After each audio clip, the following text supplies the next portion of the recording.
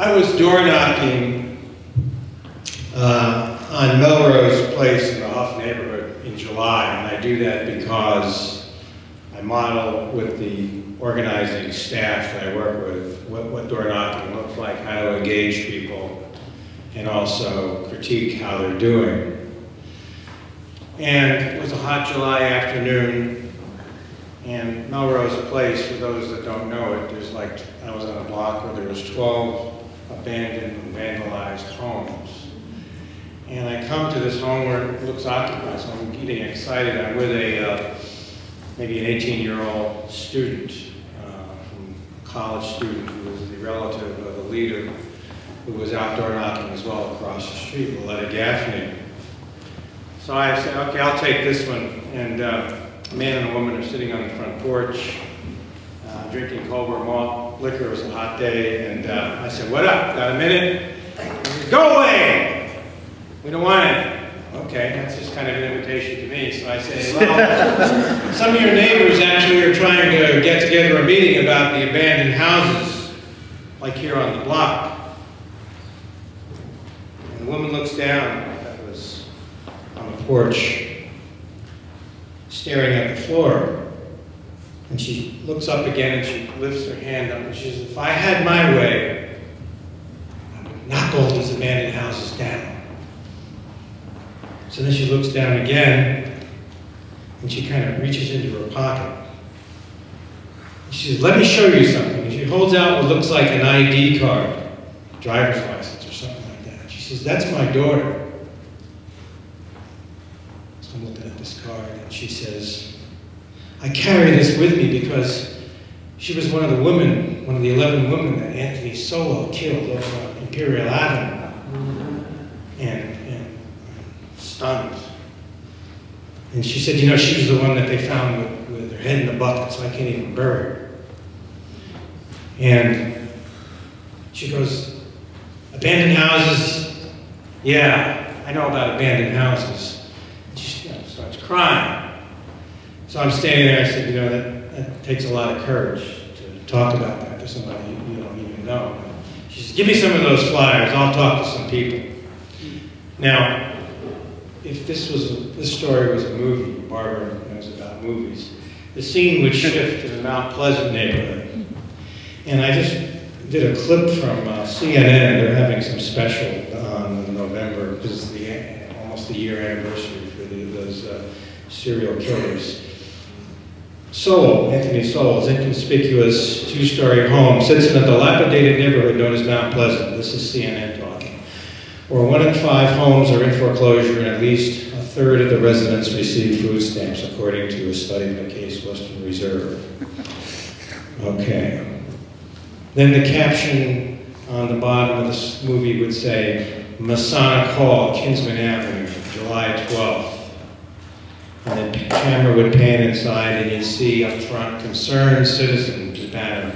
And you'd see 100 people in residents from the neighborhood. You'd see the police commander sitting up front in his uniform and with his gun.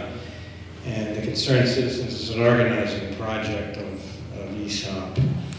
And the leadership team of Anita Gardner, who happens to be sitting over there, it's good to see Anita, and Shirley Ellington, and a whole bunch of other folk are up front of a head panel like this.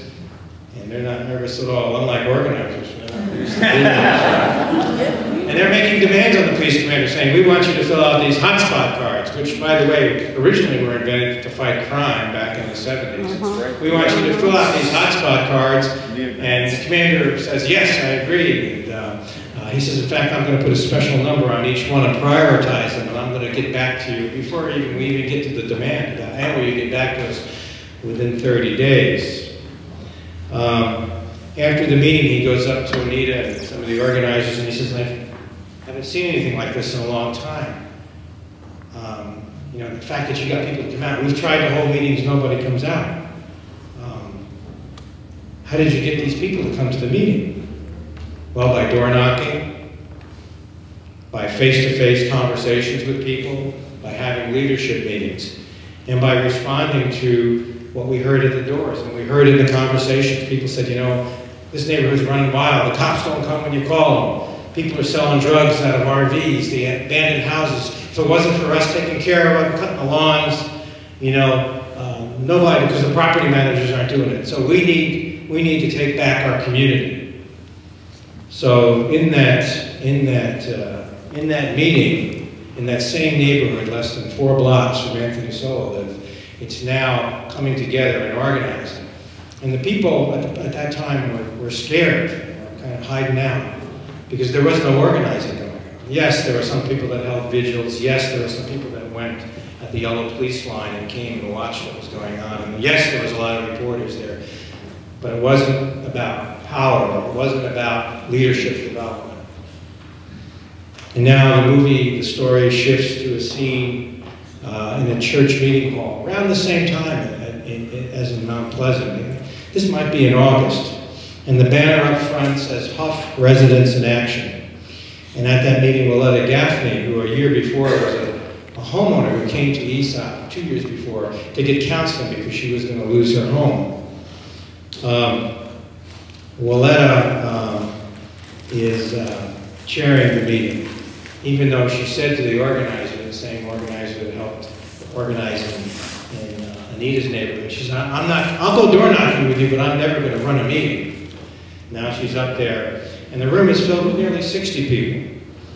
And up front, sitting next to Willetta, is Ed Ripka, who's the head of buildings and housing. So Willetta said, well, we invited Mr. Ripka here tonight because we have so many abandoned properties, and I'm concerned about the one that's next to the school where all our children walk by.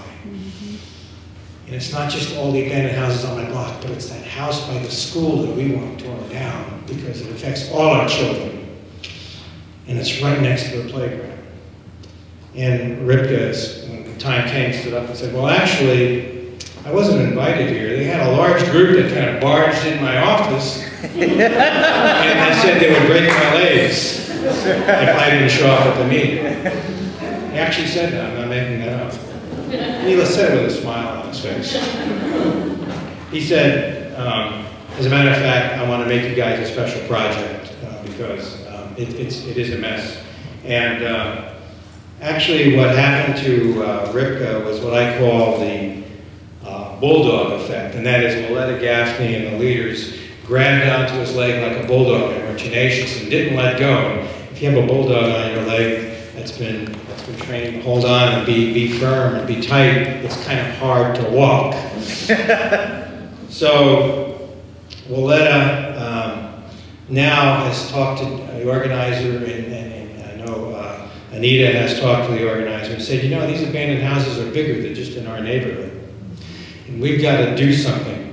We've got to get together and talk about how can speculators from Canada, from Moscow, from other countries be buying and selling these houses in our neighborhood and ripping us off and keeping us like it is.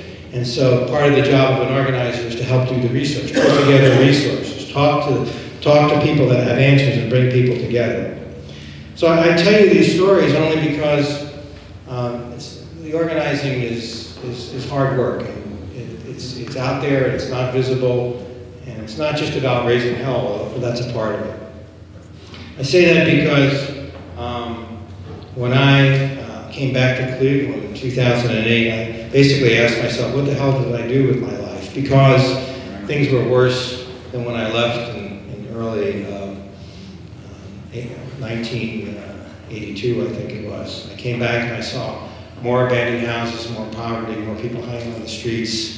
And I said, what did I do? What did I achieve as an organizer? And really the answer was that people like Inez Killingsworth, who inspired Anita, who inspires Willetta, came actually from door knocking in what we call then the Union Miles neighborhood on stray dog issues. She came out to a meeting on stray dogs. And the woman I worked for in Chicago, Gail Sincata, who you heard about, who was called the mother of CRA, you know, she came out of the door knocking process on overcrowded schools.